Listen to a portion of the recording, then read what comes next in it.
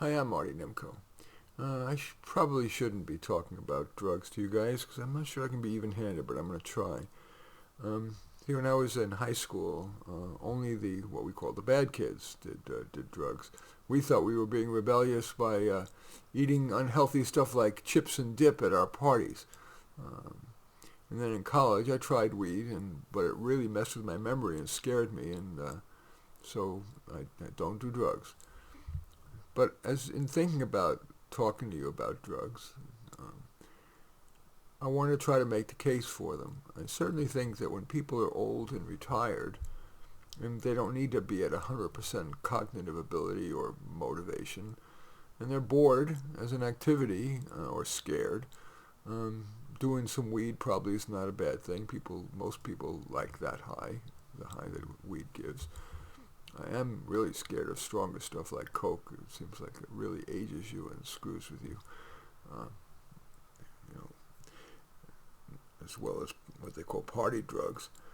Um, but for young people, if I'm a dad, I sure, I don't think I would, lay down the law because I think that just makes kids want to rebel. The kid who's drug prone, there's always going to be a certain amount of experimentation. I mean, I tried alcohol and hated it, and cigarettes and hated it.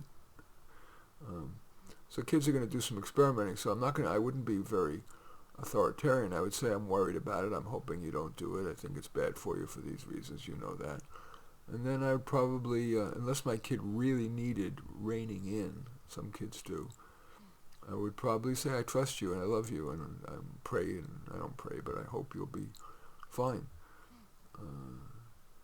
And I want to try to make the case as well certainly because they're unformed brain yet when you're a teenager, there's really pretty good data. I mean, I did a review of the literature for Time Magazine and for Psychology Today of marijuana.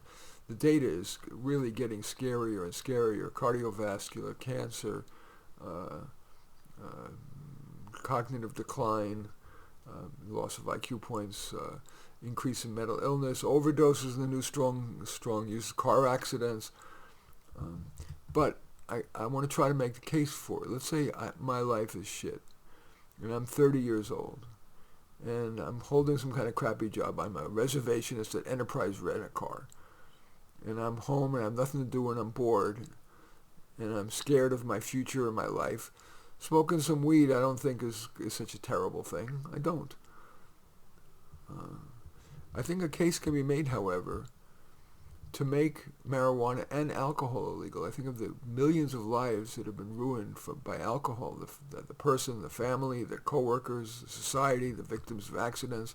The same with marijuana. I drive along on the freeway and there are these people driving 10 miles an hour on the freeway, and you know that they're probably on weed or something. So there's a piece of me that thinks that all drugs should be illegal. Now, of course, there's going to be black market, but they found under prohibition that the rate of alcohol use was down 30 to 50%. So the perfect is the enemy of the good. Anyway, that's my best shot at trying to be even-handed about drugs. As usual, anyway, this word with Marty is drugs. As usual, I thank you for watching. I welcome your thumbs up and accept your thumbs down. I always look forward to your comments, and especially like it if you hit the share button below. Share on your social media so that my efforts can have broader impact. And I am flattered if you choose to subscribe to my channel. And certainly would welcome your checking out any of my books. 32 are available on Amazon now. Most relevant to this is probably How to Do Life. But I have book number 33 coming out, which is going to aggregate these Word with Martys into a book. It's called In a Word. That'll be available in just a few days. But in any event, you want to check out my stuff, just go to Amazon, search on my name, Marty Nemko, Nemko, and you will find more than you can stomach. In any event, I do thank you for watching. I am Marty Nemko.